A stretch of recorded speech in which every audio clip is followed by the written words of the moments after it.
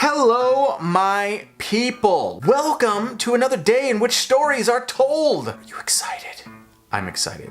You should be excited if you're not excited. If you're new, I could understand why you wouldn't be excited, but you should be because we tell stories here every single week. If you're new, consider subscribing, click that little bell, bing bing, it only rings at you when I put out a new video. And the whole purpose of these videos is to make you smile, to give you a little bit of joy in the middle of your week. So ring that bell, that way it'll ring to you with an email saying, hey, new story. Also, please like this video, click the thumbs up. Thumbs up is thumbs up. Last week we gained like 7 subscribers, which is awesome. But this is our community. This is not mine. This is our community. So I need you to share this with your people. Encourage them to subscribe, encourage them to share it. Let's get this out there, and this week let's go for 17. Yeah, 17.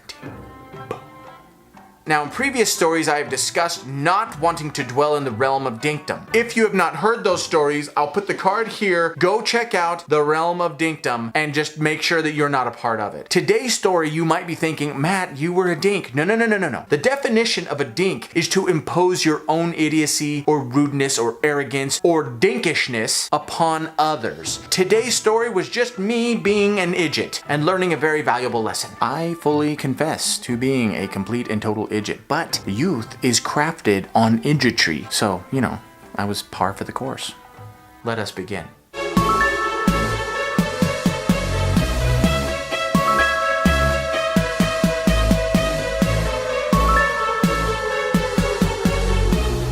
As I have stated before, when I was in high school, I had construction class. Every day I would get out, go to lunch, and then go to construction class. Now, lunch for me was a fantastic and wonderful thing because I always went to my grandmother's house. My grandparents had it on lock.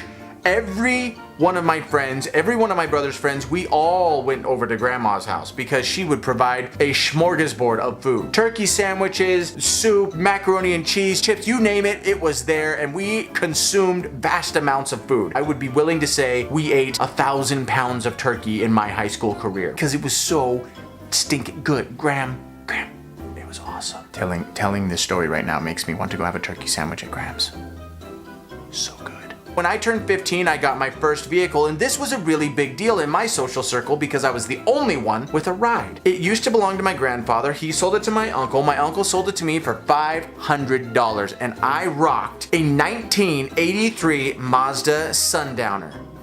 Boom. It had no air conditioning. It was kind of like an off-white, dingy, like bleh, white. In fact, my brother nicknamed it white trash because it was that weird, dingy white color, and we would just throw whatever garbage we had in the back of the truck, and then every like 3 months I would clean it all out. We put so many pop cans back there. I had like 5,000 cans to unload for the recycling bin every time that I decided to empty it. I'm not sure if this is still a thing, but when I was growing up, it was very common to have a $500 vehicle and a $1,000 stereo system. Now, white trash was awesome on gas mileage, but it would drink oil as though it had been crawling through the desert for 4 days with nothing to drink and just getting cooked by the sun. And then as soon as it found like a little like pool of oil, it just like that. Except if it was us, it'd be about water. It's like a metaphor, so just go with it, okay? Just it drinks oil, but we drink water. That's what? Through the desert, okay? That's how much oil white trash drank. Every few days, I had to put a new quart of oil back into this vehicle. This day, like many others, I got done with class, I went to Graham's house, I left the music running because you have to have tunes. I opened the hood and I put some oil into white trash. Got done, closed the hood, took the keys out, and went to have a delectable turkey sandwich. Construction class was about 7 or 8 miles away, and I was running a little bit late. Hurried through my lunch, jumped in the rig, and started going. As soon as I got on the freeway, I noticed something weird. There was an evil plot afoot, and I was going to figure out what was happening. You see, I looked in my rearview mirror, and it looked like dust or sand or something was just kicking up. And I was like, who drove down the freeway applying vast amounts of sand? But then I looked in front of me, and I saw zero sand, and so I started thinking, what evil madness has taken hold of the road? I thought for a second that perhaps I had left a sandbag in the back of my rig and that it had got ripped open and sand was just blowing away like a little mini dust devil. But I looked back there, it was just a single cab. I could see right in there. No sand back there. Just pop cans. That's it. That's all that was there. I get off my exit and I no longer see the sand behind me, and I'm thinking to myself, what in the world is going on with the sand on the freeway today? I pull up to the stoplight and all of a sudden I am engulfed with smoke everywhere. I felt felt like I was a smoke jumper and I had just para-jumped in to the fire and I had to fight my way out, battling smoke with whatever smoke jumper tools are. I've never been one, but I assume they have tools or I don't, what do they have? I don't even know. We need to look that up. Somebody look that up. Leave me a comment. I am looking all around. I am trying to discern what is the road on fire? A very nice older gentleman pulls up beside me in like a Cadillac and he looks at me and I look at him. I don't know where the smoke's coming from. And he's pointing at my hood and I look and it was like a witch's cauldron. Just smoke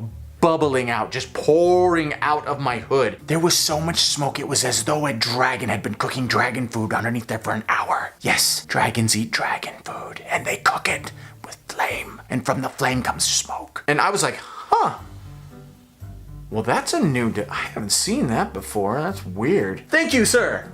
I gave him a thumbs up, like, everything's cool, and he's like waving at me like, no, kid, there's something very wrong. And I was like, it didn't even dawn on me to pull over and pop the hood. I was just like, well, clearly my truck is smoking. Okay. I continue on and he pulls alongside me and he's pointing at the hood and I'm like, yeah! Kind of like in Trains, Planes, and Automobiles when the guys are like looking over, they're like, you're gonna kill somebody, and John Candy's like, I just think everything's totally fine. I continue driving on and this smoke is still going out, but now it's kind of like, just like, whoosh, going behind me, so, you know, out of sight, out of mind, babe, whatever. I pull into the subdivision, and as I roll up to the job site, my teacher sees that my truck is basically just gurgling smoke from everywhere now. Turn off the car! Turn off the car! I roll up, I park, and I turn it off, and I get out. Yeah, it just kind of started smoking, and he gave me that look. The look, I've talked about this look before. I've received this look my entire life, and it's merited. Look, there are a lot of things with which I possess a vast amount of knowledge, but automobiles is not one of them. I fully understand how the internal combustion engine works. Fuel and air injected into the chamber. Ignited creates a massive amount of energy in the form of gas, which pushes the pistons. The pistons then alternate, turns a thing, and then you can drive. It propels the vehicle. I understand how that works. I understand what the oil's for. But if you ask me to like point to any one of those things,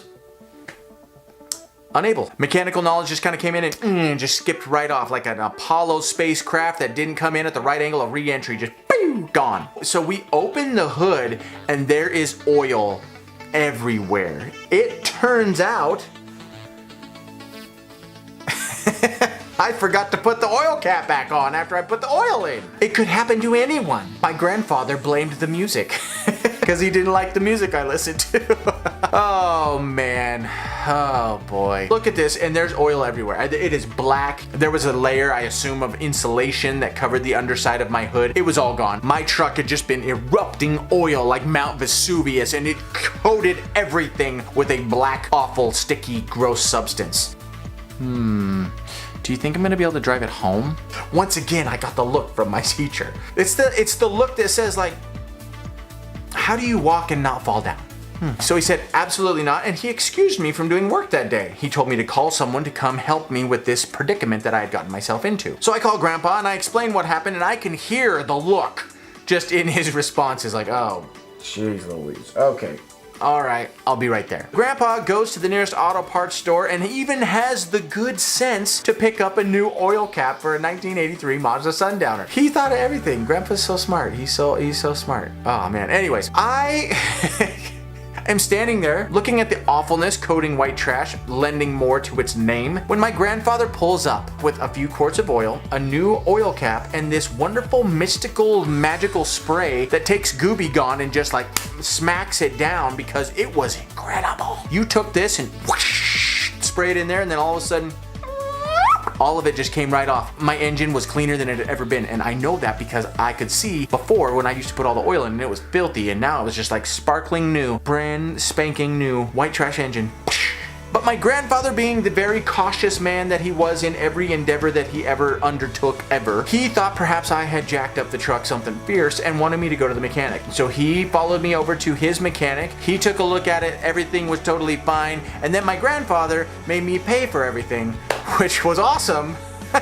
Which wound up being a fantastic thing because it was $180. $180. By the time the mechanic was done, I got all the oil, a new lens cap, oil cap, not lens cap here, oil cap there. See, I know camera stuff. and the magical mystical spray. The good thing about making me pay for that was it taught me the value of putting the oil cap back on my rig, and I have never since forgotten to do anything of that nature. Do you have any idea how many turkey sandwiches you could buy with $180? I learned so many things in youth. I hope you guys enjoyed this story. Have a fantastic week. Let me know what you think of the set. We're gonna change it next week, and as always, keep telling stories.